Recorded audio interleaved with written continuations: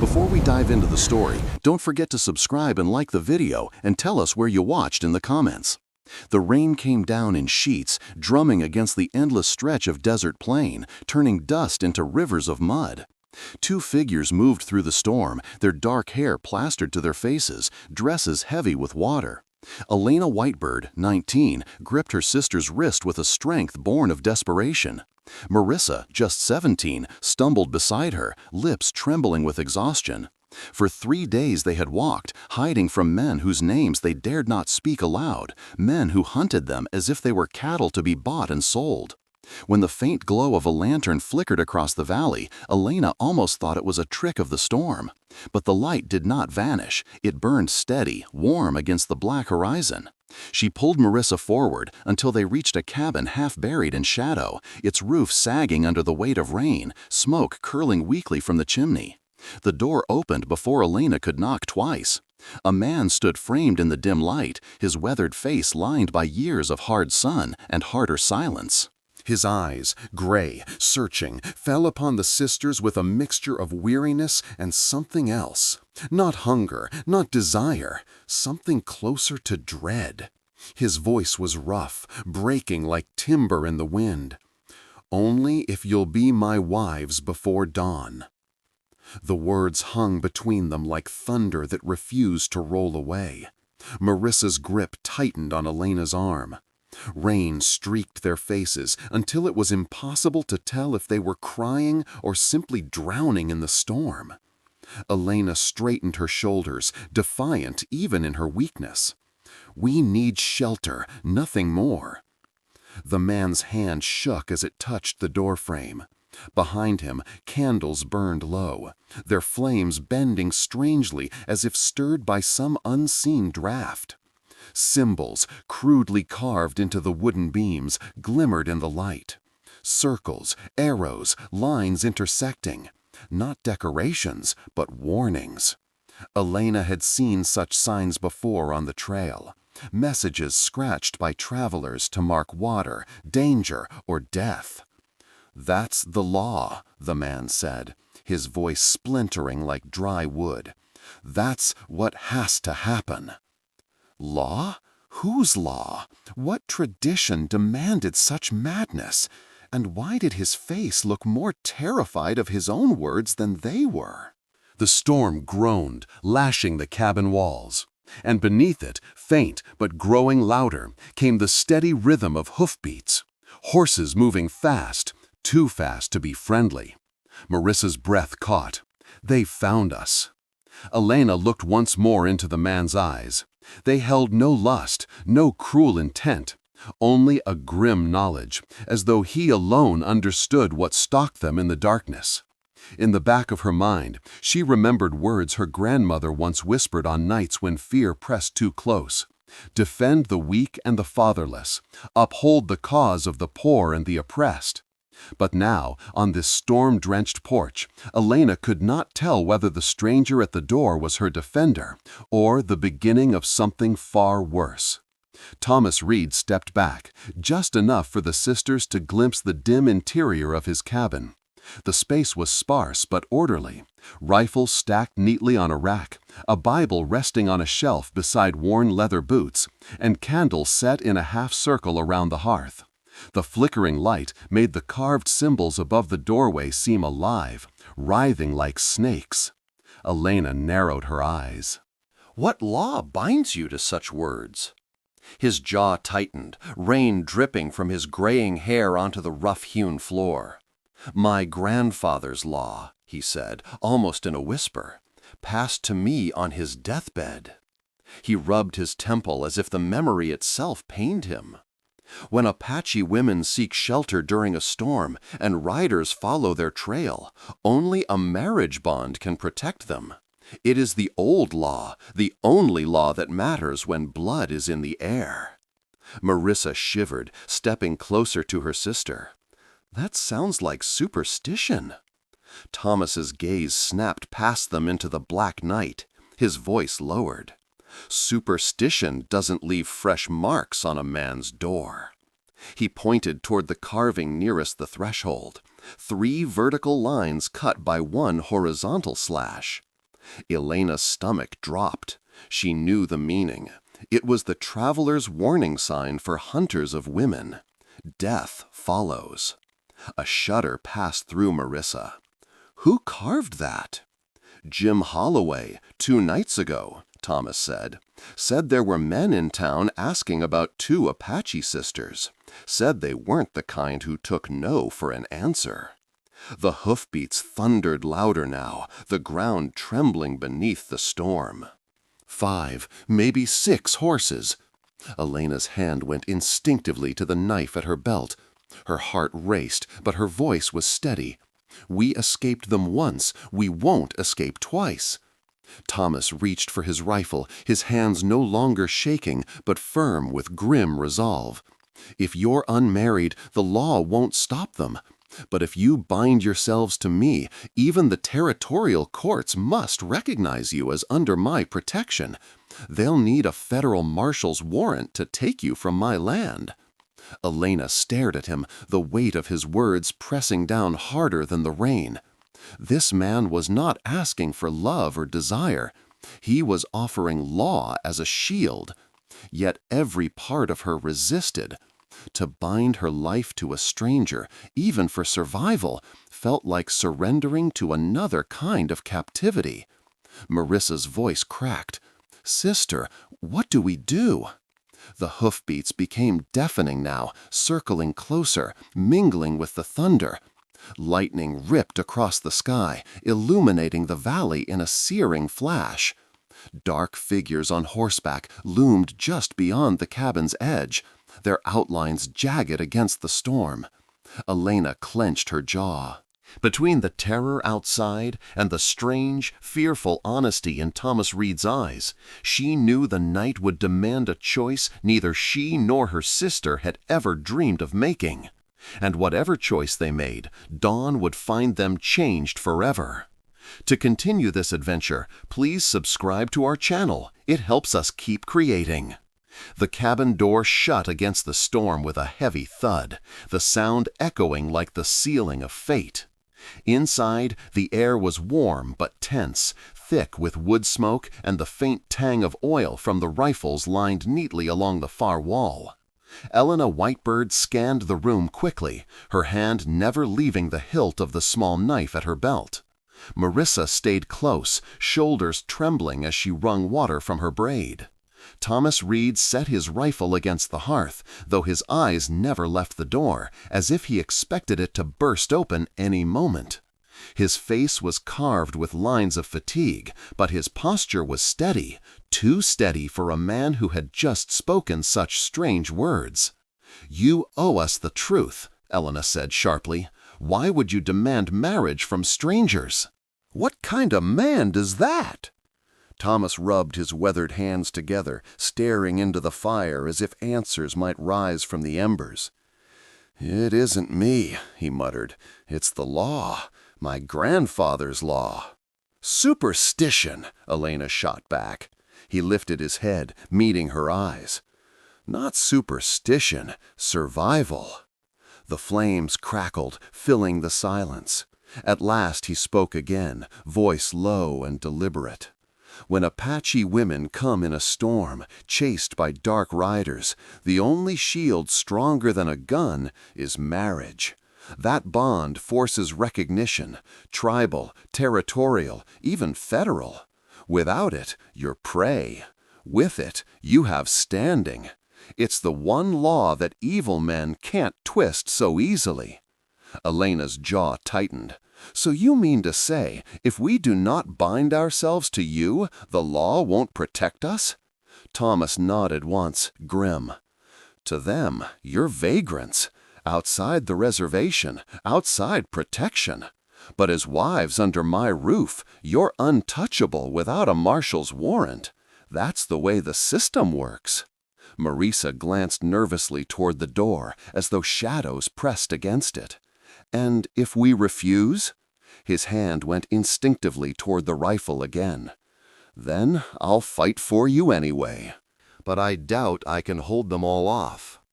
Elena caught the flicker in his eyes. Not lust, not greed, something heavier, like a man weighed down by a promise he'd never wanted but could not abandon. The storm groaned louder, rattling the shutters. For a heartbeat, it felt like the whole world was nothing but wind, rain, and dread. Elena thought of the stories her grandmother told in hushed tones, of wolves that circled the firelight just beyond sight. Predators always waited in the dark. Thomas stepped to the window and peered into the night. His shoulders stiffened. "They're closer than I thought." Marissa's breath hitched. "How many?" "5, maybe more." His tone carried no drama, only cold calculation. Elena's pulse throbbed in her ears. Already the law felt like a noose tightening around her choices. Yet in the silence that followed, a single verse whispered in the back of her mind, something her mother once recited when fear pressed too near. "Do not fear, for I am with you. Do not be dismayed, for I am your God."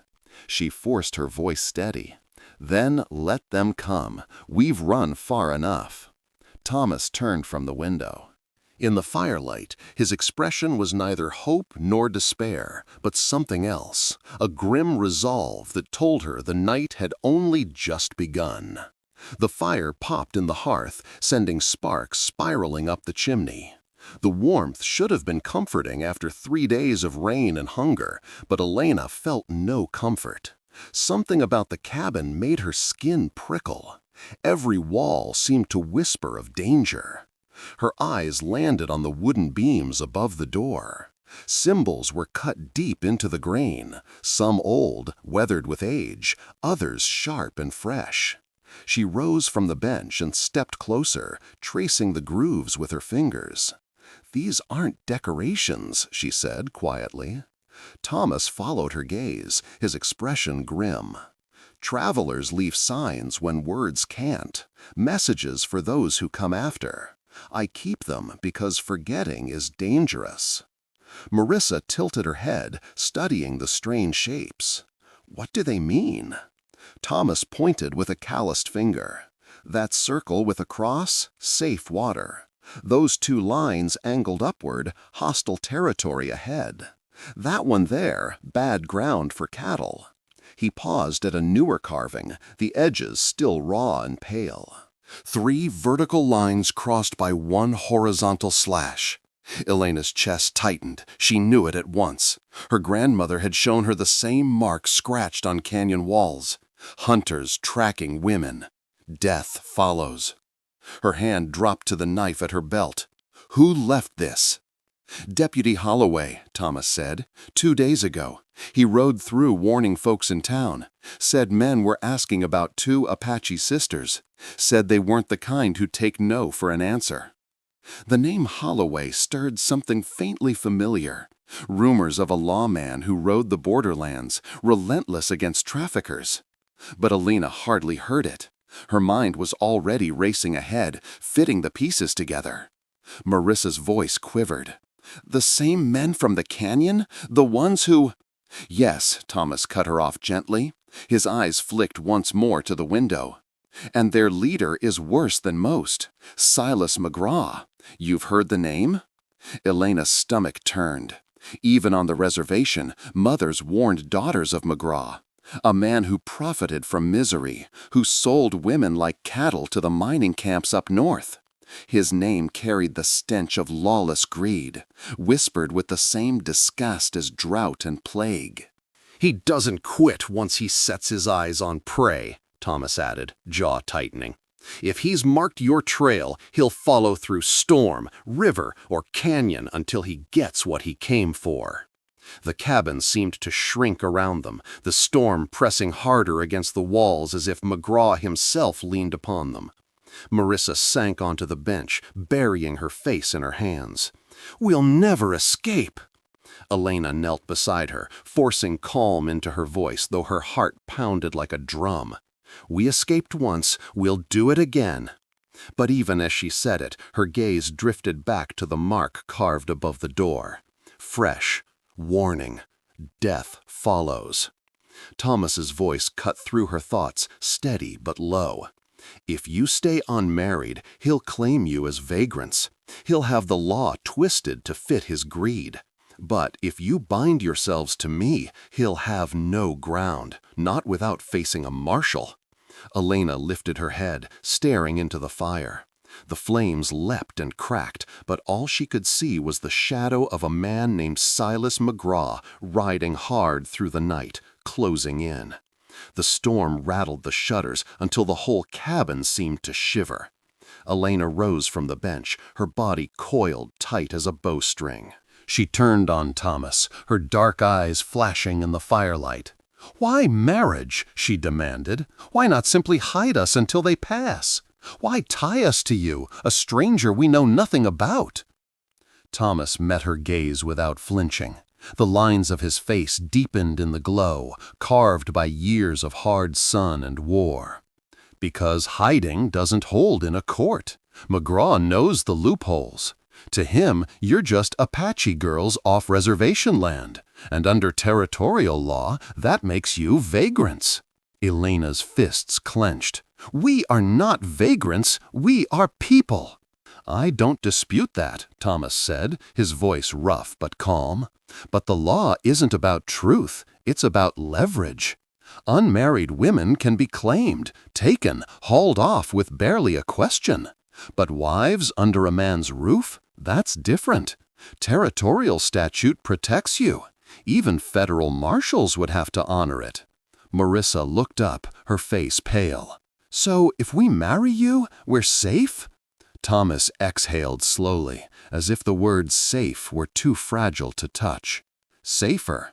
McGraw can twist a lot of things, but he can't twist a legal marriage without risking the hangman's noose, and he knows it." Elena shook her head, pacing across the small room. "And what do you gain from this? Two strangers bound to you by a lie?" For the first time, Thomas looked away, his gaze drifting to the Bible on the shelf. His voice was low, almost lost beneath the roar of the storm. "Maybe I gain the chance to keep a promise, to stand where my grandfather stood, to do what he told me was right when evil men came riding." The words carried a weight that silenced the room. Elena felt her breath catch, though she refused to show it. There was something in him that spoke of loss, of debts unpaid. The silence shattered with a sound that chilled her blood. Hoofbeats. Not distant this time, not vague, but sharp, heavy, slapping against soaked earth. Horses running hard. Marisa stiffened. "They're here." Thomas crossed to the rifle rack, his movements precise, practiced. He checked the chamber with the ease of a man who had lived too long with weapons. "We don't have much time." Elena moved to the window. In the darkness, flashes of lightning lit the valley. For an instant, she saw shapes, riders pushing their mounts through the storm, silhouettes cutting across the land like shadows made flesh. Her chest tightened. Every instinct told her to flee, to run until her legs gave out. But where was there left to go? The storm was merciless, the land unforgiving, and the men behind them even worse. Thomas's voice came steady, even as the ground trembled with approaching hooves. "Choose, Elena. You can trust me and bind yourselves under law, or you can run into the teeth of wolves." Elena's throat burned with anger and fear, but when she turned from the window, she knew one thing with certainty. The night would not wait for her hesitation. The door shuddered under a sudden blow, then burst inward with a crack that shook the frame. Wind and rain flooded the cabin, carrying with them the stench of wet leather and unwashed men. Silas McGraw filled the doorway like a bear breaking into a den. His black oilskin coat dripped rivers onto the floor, his pale eyes gleaming in the candlelight. 4 riders crowded close behind him, their faces hardened by hunger and cruelty. "There you are," Silas growled, his voice a rasp that carried too much pleasure. 3 days we've been riding hell's own trail, and here you sit warm by the fire." Marisa shrank against the wall, her breath coming in shallow gasps. Elena stepped in front of her, chin high, the knife glinting in her hand. Thomas leveled his rifle, the barrel steady on Silas's chest. "You're trespassing on my land, McGraw. Get out!" Silas laughed, the sound like gravel spilling from a broken wagon. "Your land? This whole territory's changing hands, Reed. Mining camps up north are hungry for workers, all kinds of workers." His gaze lingered on the sisters with sickening intent. Elena's stomach churned, but her voice was steady. "We're not workers. We're not yours to claim." One of McGraw's men sneered. "According to territorial law, Apache women off the reservation are vagrants. That makes them ours to collect. Civic duty, you might say." Thomas's finger tightened on the trigger. "That's not how the law works, and you know it." Silas stepped further inside, ignoring the rifle's aim. "Depends on who's reading the law. You can shoot one of us, maybe two, but not all five. When you're dead, the girls come with us anyway." The storm outside howled, rattling the windows as if urging the violence forward. Elena's heartbeat slowed, her senses sharpening. Every lesson her grandmother had whispered came rushing back. When cornered by wolves, become something they don't expect. She lifted her knife higher, standing tall though her legs trembled. "We will not go with you. Not now, not ever." Silas grinned, amused. "The little warrior. Brave words, girl, but words won't stop what's coming." The men shifted closer, boots scraping on the wooden floor, hands itching near their holsters. For a moment, time seemed to hang suspended. The fire popping, rain drumming, the weight of steel and death in the air. Thomas's voice broke the silence, gravelly but calm. "Last warning, McGraw. Leave." But Silas only smirked. "Oh, I'll leave. With them." Marisa whimpered, but Elena reached back and squeezed her sister's hand, anchoring them both. Her fear had not vanished, but it no longer ruled her. She was no longer just running. She was standing. Lightning tore the sky, flooding the cabin with blinding white for a heartbeat. When it faded, Elena's resolve burned brighter than the storm. Whatever happened next, she would not surrender. Not to McGraw, not to the law twisted by his kind, not to fear itself. The cabin pulsed with tension, every shadow alive with threat. Silas's men fanned out, their boots leaving muddy prints on the planks, eyes fixed on the sisters like wolves circling a deer. Elena's heart thundered, but her mind cut clear through the fear. She saw Thomas's rifle, steady but outnumbered. She saw Marisa, trembling, pressed into the corner. She saw the cold, hungry smile stretching across Silas's scarred face. The words rose before she fully understood them. "I accept." The room froze. Silas blinked, his smirk faltering. "You, what?" Elena took a step forward, lifting her chin so her voice would not waver. "I accept his proposal.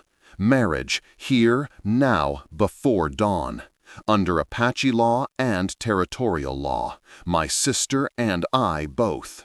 Marisa gasped, her eyes wide, but Elena gripped her hand firmly, anchoring her with unspoken strength. Thomas's rifle wavered slightly, shock flashing across his face. Then realization dawned. His voice steadied, low and fierce. "You heard her. Witnessed vows, spoken before dawn, binding by statute and by tradition." Silas snarled, stepping closer. "That's nonsense. You can't marry them without a preacher." Elena's reply came swift, her tone carrying the cadence of her grandmother's teachings. "Among my people, vows spoken with witnesses before sunrise are sacred. You are here, you are witnesses, whether you will it or not. The storm seemed to hush for an instant, as if even the rain held its breath. One of Silas's men spat on the floor. "This is horse dung." But his voice lacked conviction. The law was slippery, yes, but not without limits. Thomas lowered the rifle slightly, his expression hard as flint. Territorial Statute 247. Married Apache women under white protection cannot be removed without a federal marshal's warrant, and the nearest marshal is 3 days' ride. Silas's face darkened, fury replacing amusement. You'd really bind yourself to 2 Apache girls just to spite me? Thomas's voice carried no hesitation. I'd marry them to save them. Whether it spites you or not is just providence. Lightning slashed across the sky, flooding the cabin in a flash of silver.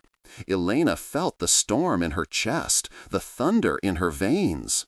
She turned to her sister, who still trembled, but met her gaze with tearful resolve. Together they spoke. I take you, Thomas Reed, as husband, under the laws of our ancestors and the laws of this land. I offer my protection for yours, my loyalty for yours, until death or release parts us. Thomas bowed his head slightly, then raised his eyes, meeting theirs with solemn gravity.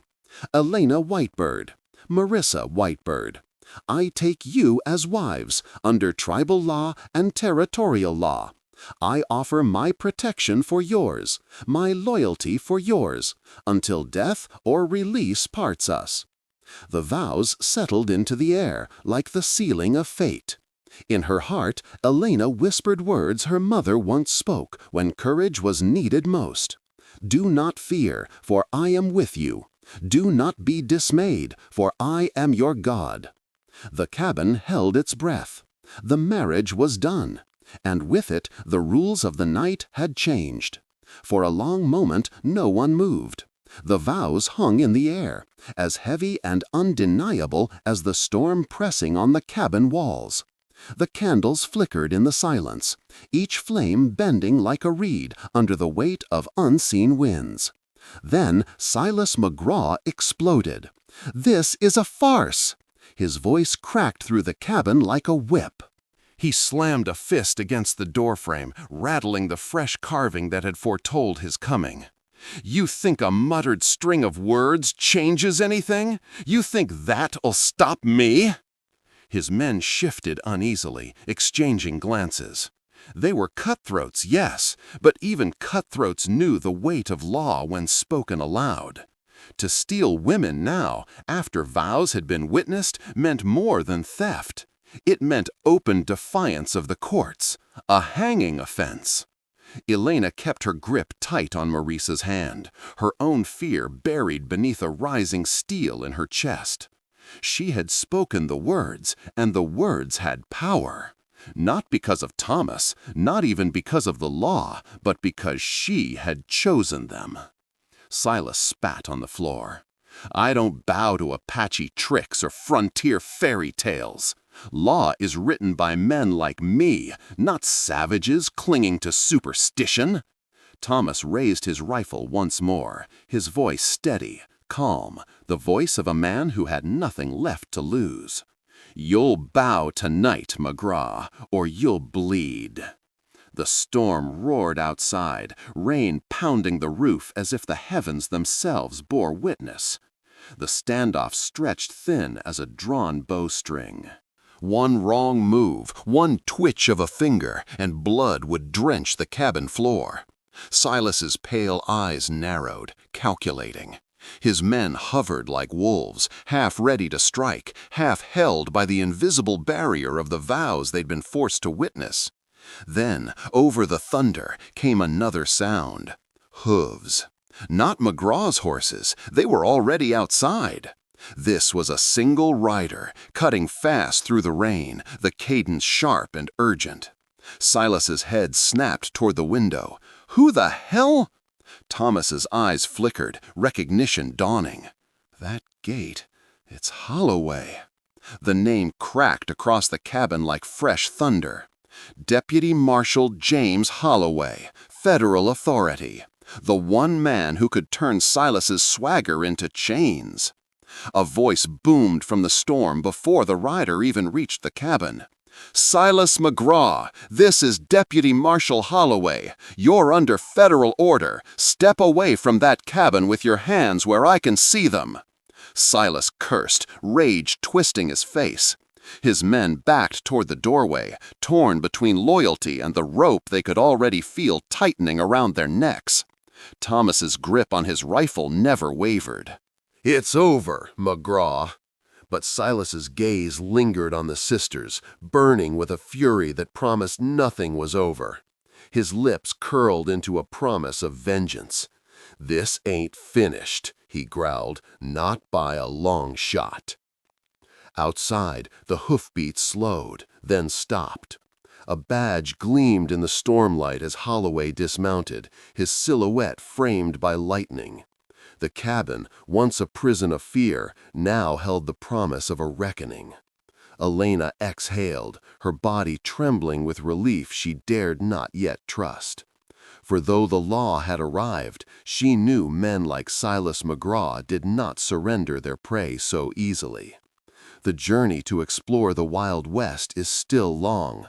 Subscribe to hear more true stories. If you're still watching, drop a 1 in the comments. The storm raged on, but its thunder was nothing compared to the authority in Deputy Marshal James Holloway's voice. His figure filled the broken doorway, rain streaming off his hat brim, badge gleaming in the candlelight. His revolver stayed steady, aimed directly at Silas McGraw. "Step back, McGraw," Holloway ordered. "By authority of the United States government, this ends tonight." Silas snarled, his pale eyes flashing with disbelief. "On whose say? These girls are fugitives, runaways, Apache vagrants off reservation land." Holloway reached into his coat with his free hand and pulled out a folded document, sealed and stamped with federal insignia. He flicked it open, his voice cutting through the storm. "Not fugitives, witnesses. These women are under federal protection in an ongoing corruption case." The room seemed to tilt on its axis. Elena's breath caught, her hand clutching Marissa's as the words sank in. Witnesses? Protection? None of this had been in her imagining. Silas barked a laugh, too loud, too sharp. "Witnesses to what? This is another trick." Holloway's eyes hardened. "Your kind of trick, McGraw. Evidence from their late father named Indian agents selling Apache women to mining camps. Federal officials taking bribes to look the other way. And men like you lining your pockets on human misery." A hush fell, thick and suffocating. The storm outside beat like war drums against the roof. Thomas Reed's rifle never wavered, but Elena saw his jaw tighten. He was hearing this for the first time, too. Elena's chest tightened, her heart clashing with her thoughts. Father? Her father had been involved? No, she refused to believe it. Yet the conviction in Holloway's voice left no room for doubt that something terrible had been uncovered. Marissa whispered, voice trembling, "Federal witnesses. That means—" "That means," Holloway said firmly, eyes never leaving Silas, "any man who lays a hand on them answers to Washington, and Washington doesn't forget." For the first time, a flicker of unease crossed Silas's face. His men shifted, uncomfortable, their confidence cracking under the weight of the law now pressing into the cabin. They had come expecting frightened girls and a lone rancher. Instead, they found the United States government staring them down. Silas tried to sneer, but the edges of his voice frayed. "You think a marshal's paper scares me? I've ridden through courts, bribed judges, buried lawmen. This changes nothing." But Elena saw it, the crack in his armor, the way his shoulders stiffened, the twitch of his jaw. His empire of fear had been named aloud, and with the naming came weakness. For the first time that night, Elena felt something stir within her chest. Not just dread, but a spark of hope. Holloway's voice dropped, steady as iron. "This is your last chance, McGraw. Leave now and face trial like a man, or fight and hang all the sooner." The storm wailed through the open door, lightning flashing across Silas's scarred face. His pale eyes burned with fury, but beneath it, Elena saw it clearly. There was fear, and fear made him dangerous. The cabin vibrated with tension. Rain hammered the roof, wind tore at the broken door, and the smell of mud, smoke, and fear thickened the air. Silas McGraw's pale eyes darted from Holloway's badge to the sisters, rage boiling into desperation. Then, in a blur, he moved. Silas lunged forward, seizing Marisa by the arm and yanking her against his chest. She cried out, her knife clattering to the floor. The cold steel of his revolver pressed hard against her temple. "Not another step!" Silas roared. His voice cracked with fury, but his grip was iron. "You want your witnesses, Marshal? Then you watch as one of them dies." "Elena!" Marisa's voice broke, terror raw in her throat. Elena surged forward, knife flashing, but Thomas caught her arm just in time. His voice was low, strained. "Wait. One wrong move, and he pulls the trigger." Holloway's revolver didn't waver, but his jaw clenched. "Let her go, McGraw. You fire that gun, and I swear you'll never leave this cabin alive." Silas sneered, dragging Marisa backward toward the door. "Alive or dead, she comes with me. I've lost too much to ride home empty-handed." Elena's breath came in shallow bursts, her whole body trembling with the urge to strike, to end this. The sight of her sister's wide, terrified eyes was more than she could bear. Marisa, pinned tight against Silas's chest, felt his ribs with each breath.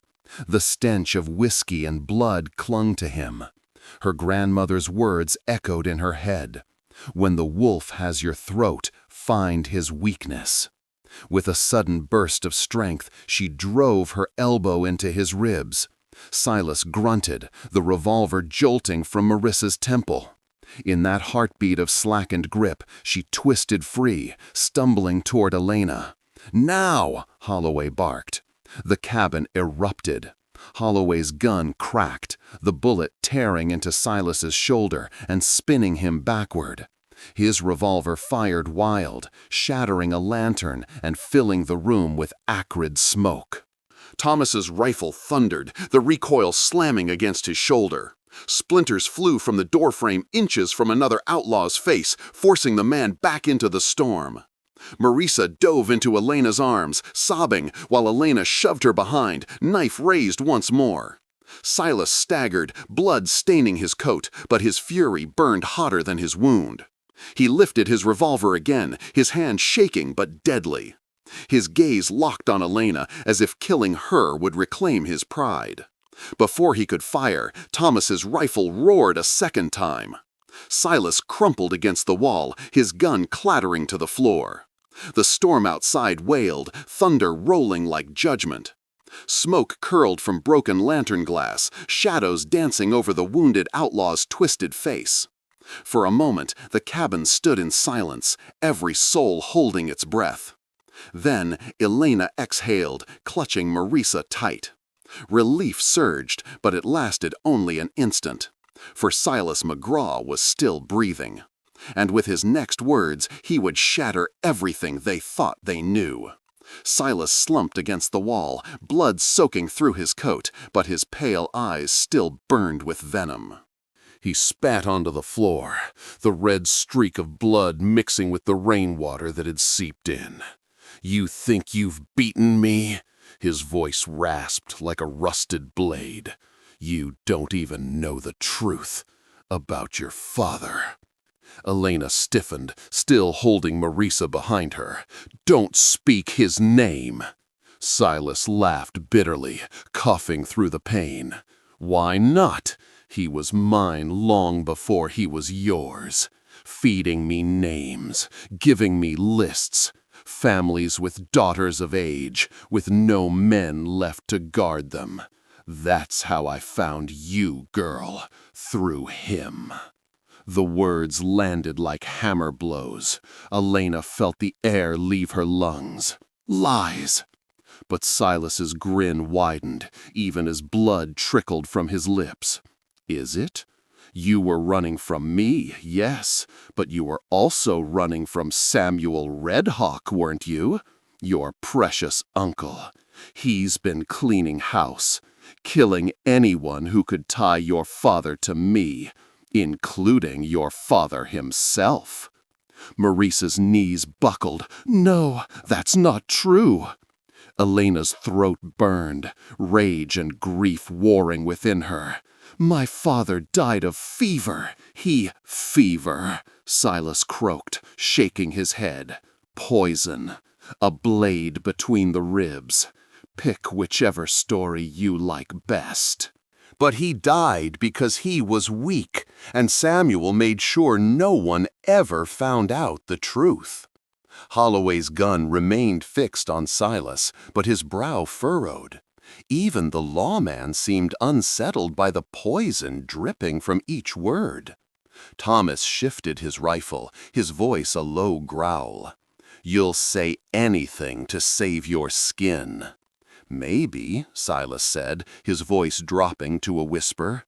But look in their eyes. They're not sure anymore. And that's worse than any bullet. Elena's heart pounded. Doubt slithered into her chest, cold and suffocating. She remembered nights when her father came home silent and weary, eyes haunted by secrets he never spoke.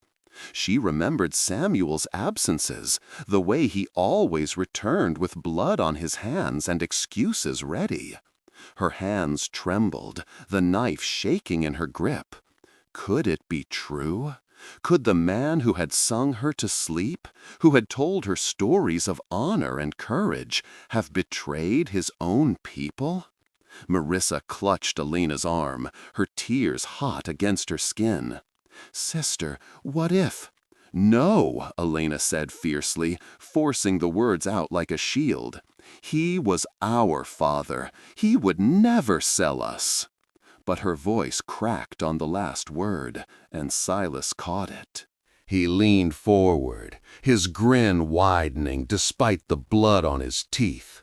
That doubt will eat you alive, girl. Even if I hang, it'll be me that wins. Because every time you close your eyes, you'll wonder whose blood stains your family name. Lightning split the sky, throwing the cabin into stark relief. For a moment, it seemed as if the storm itself recoiled from the darkness of Silas's words. And in that terrible silence, Elena realized the night's battle was no longer just for survival. It was for the truth of her family's soul. The storm howled louder, as if the heavens themselves strained to hear what came next. Then, from the darkness beyond the shattered doorway, a figure emerged. Tall, lean, shoulders draped in a rain-soaked buckskin coat. His braided hair gleamed with silver threads, and his eyes, deep-set and weary, cut through the cabin like twin blades. "Uncle!" Marisa breathed, her voice breaking. "Samuel!" Samuel Redhawk stepped inside, water dripping from his coat to the wooden floor. He looked at the sisters with a softness that did not reach the steel in his jaw. Then his gaze shifted to Silas, and the firelight caught the knife at his belt. "This one speaks truth," Samuel said, his voice low, carrying the weight of too many winters. "But not all of it." Elena's chest tightened. "What do you mean?" Samuel's face hardened, grief shadowing every line. "Your father was taken. They seized your mother first, threatened to sell her north to the mining camps, to break him. And when she tried to escape, she was killed. After that, they forced him to give names of families, of daughters left unprotected. He resisted as long as he could, but grief makes a man weak." Marisa covered her mouth, tears streaming down her face. "Mother?" "He carried that guilt until it hollowed him out," Samuel continued, his voice breaking for the first time. "3 moons ago, I found him dying of poison he'd taken himself. With his last breath, he begged me to keep you safe, to undo what his weakness had allowed." The cabin was silent but for the storm's roar. Even Silas seemed subdued, his grin faltering as Samuel's words settled like stones. Elena's knife lowered, her arm trembling. "So he wasn't a traitor?" Samuel shook his head. He was a broken man, caught in a snare set by wolves. Not a traitor. A father who failed, but still a father who loved you. The weight in Elena's chest shifted. Grief, yes, but also something else. A fragile thread of forgiveness. Silas laughed bitterly, blood staining his teeth. "You spin it pretty, Red Hawk. Doesn't change that he gave me what I wanted." Samuel stepped closer, his shadow falling over the wounded outlaw. "And now I take it back. Every name, every secret, every woman you hunted. I've gathered it all, not for revenge, but for justice." He turned to Holloway, his voice steady. "The Bureau, the agents, the judges bought with blood money, I have their records. My brother's letters, enough to hang half this territory." Holloway's jaw tightened, respect flickering in his eyes. "Then we have what we need." Thomas lowered his rifle slowly, glancing at Elena. Relief mingled with sorrow in her eyes, but for the first time, the doubt planted by Silas began to fade. Still, her voice shook when she spoke. "Uncle, can you promise us this ends tonight?" Samuel's gaze darkened, drifting back to Silas. "It ends when men like him are no longer free to hunt, and until then, we fight." Lightning split the sky, thunder rolling like cannon fire. The storm was not finished, neither was the night. The cabin's fire sputtered low, smoke still curling from the shattered lantern. Outside, the storm thrashed the valley, its voice wild and merciless.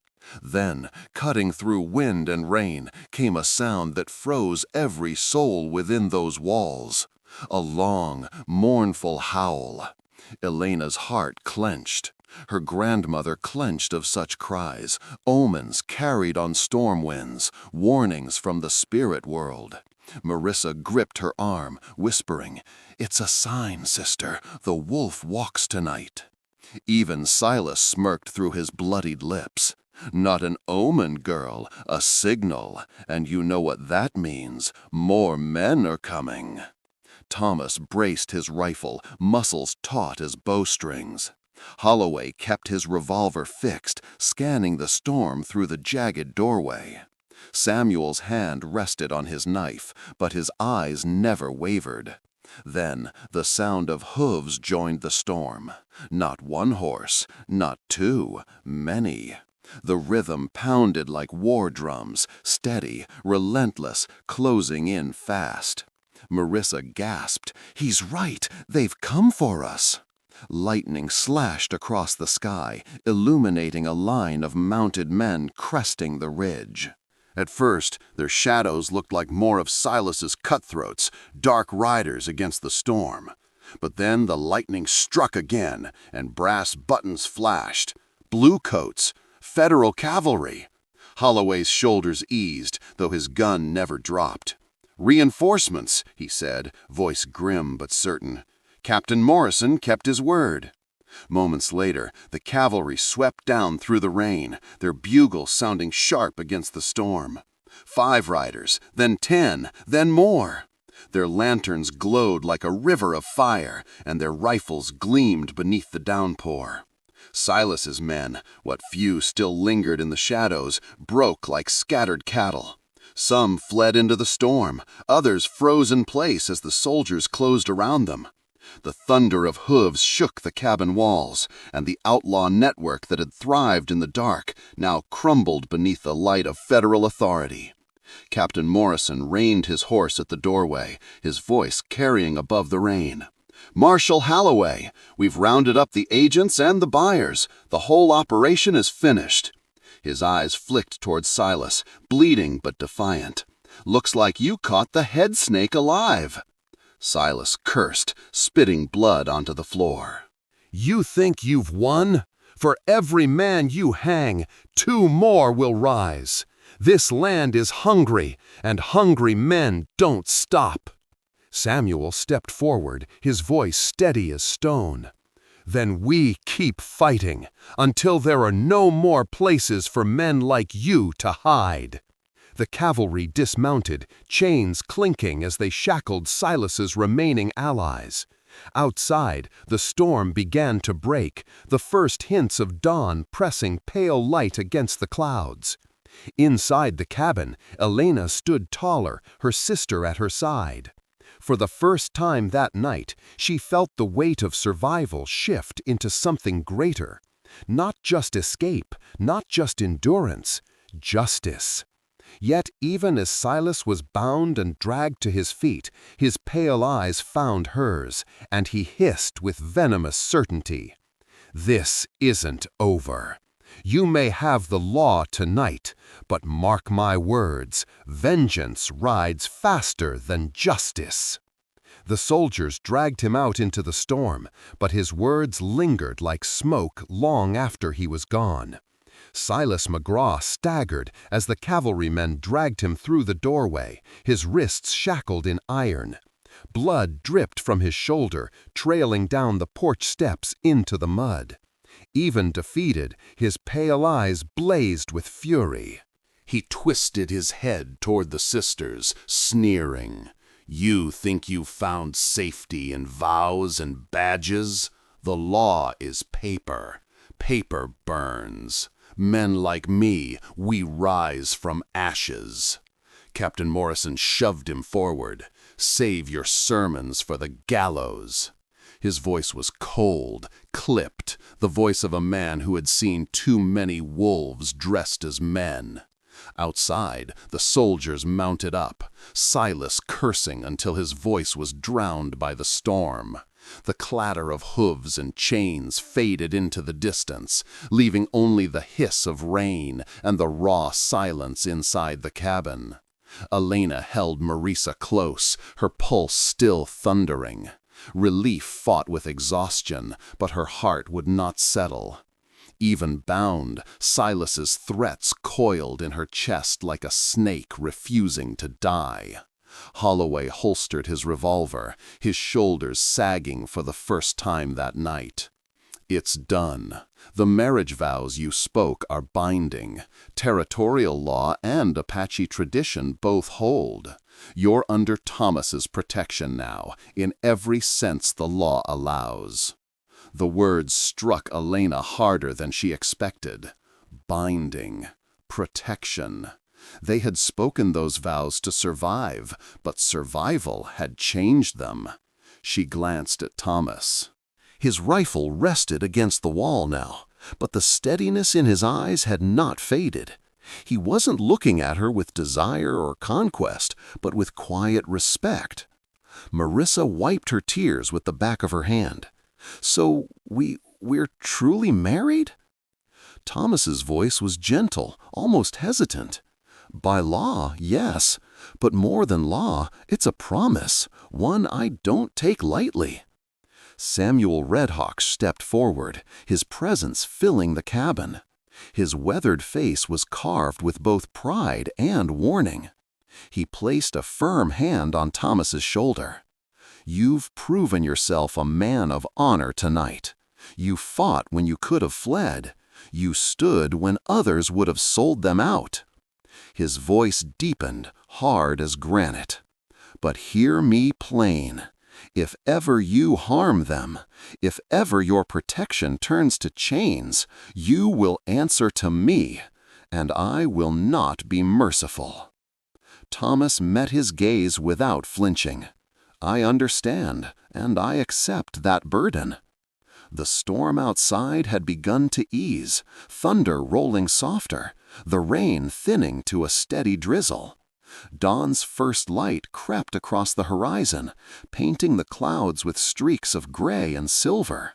Elena looked toward the broken door, then back to Thomas.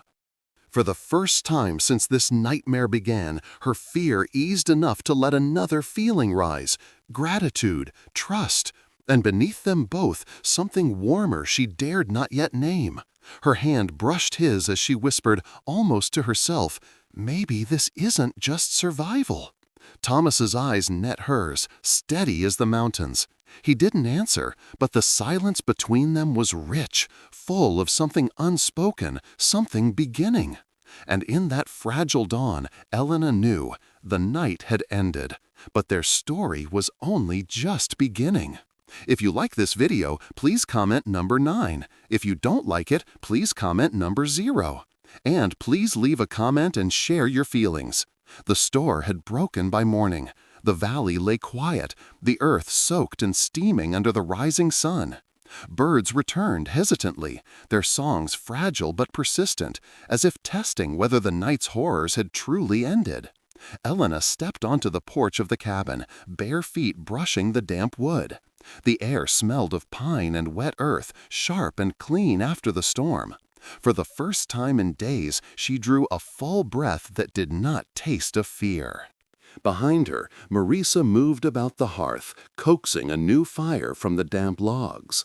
She hummed softly under her breath, a melody their mother had once sung while grinding corn. The sound made Elena's throat tighten. They had lost so much, but here, in this small cabin, the threads of home were beginning to weave themselves again. Thomas emerged from the barn, his shoulders weary but steady.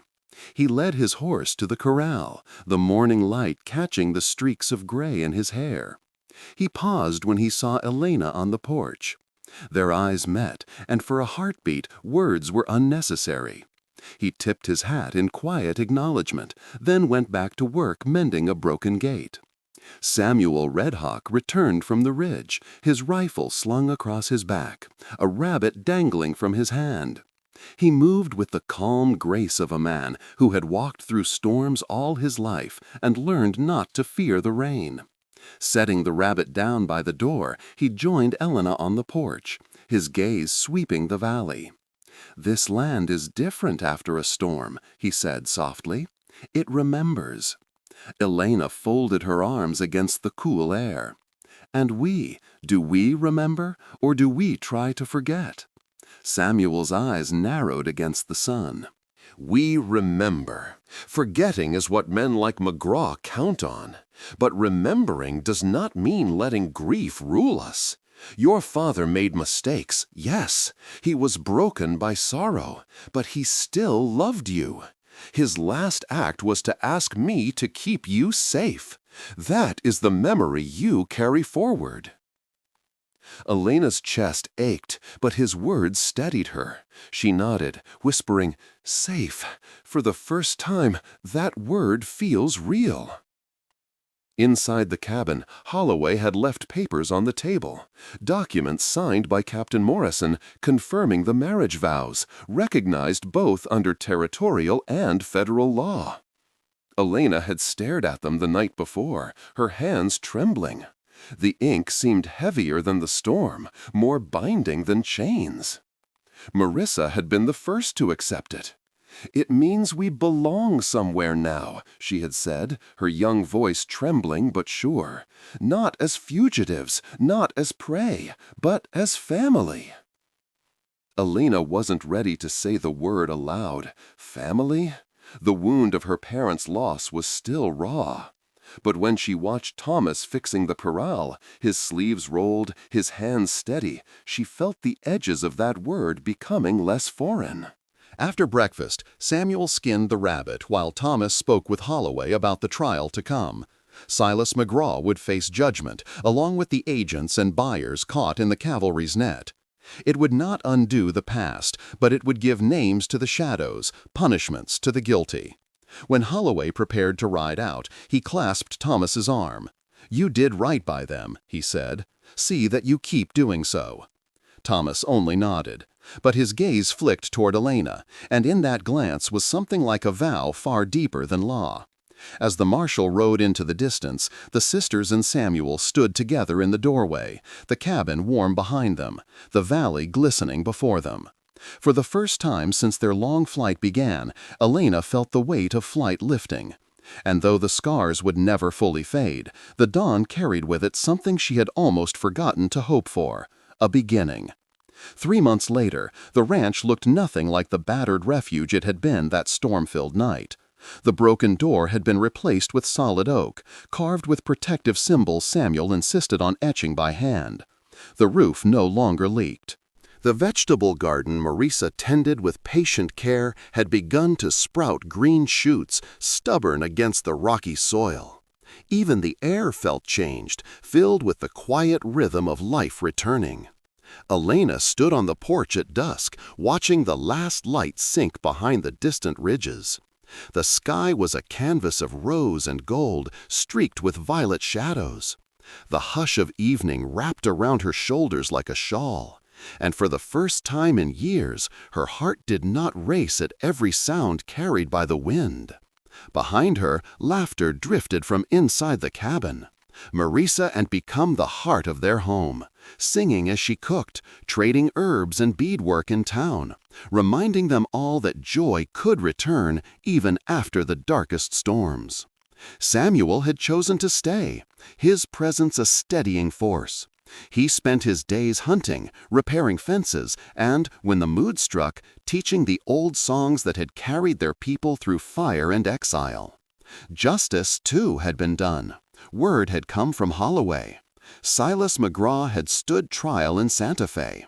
Despite his curses and threats, the evidence Samuel provided sealed his fate. He was sentenced to hang. His empire of fear crumbled to dust. The Indian agents and judges who had profited from his trade faced prison. Their names, once whispered in taverns, were now dragged through courtrooms. For the sisters, it was not victory, but it was closure. Thomas came up the path from the barn, wiping sweat from his brow. He had spent the afternoon mending saddles, his quiet hum carrying on the warm breeze. He caught sight of Elena on the porch and paused, his face softening in that way it often did when their eyes met. He tipped his hat. "Evening."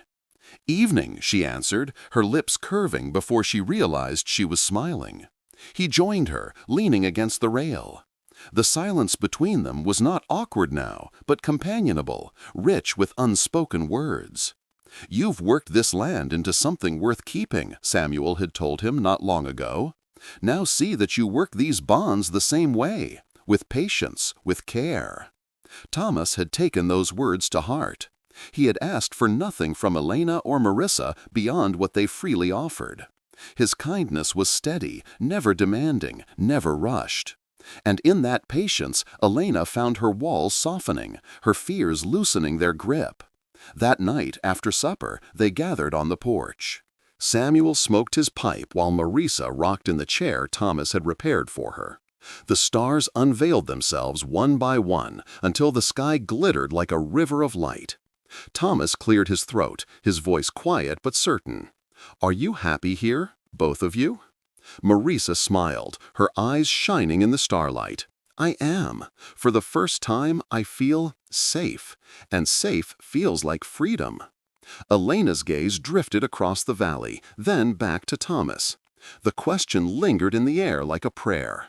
Was she happy? Her heart, cautious for so long, finally spoke. She leaned against his shoulder, her voice barely more than a whisper. Yes, plans change, sometimes for the better. Thomas's breath caught, but his arm gently circled her shoulders. No more words were needed.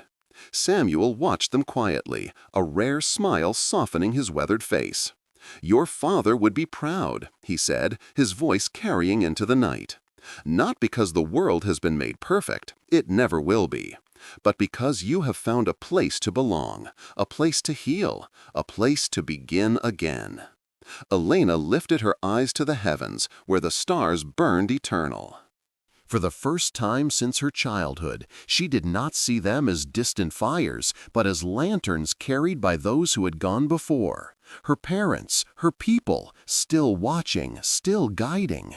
And as the cool night air wrapped around them, she understood. The storm had passed, but its memory had planted seeds.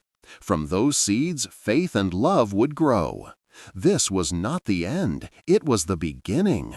Stories like this remind us that the Wild West was never only about gunfights and open ranges. It was about people.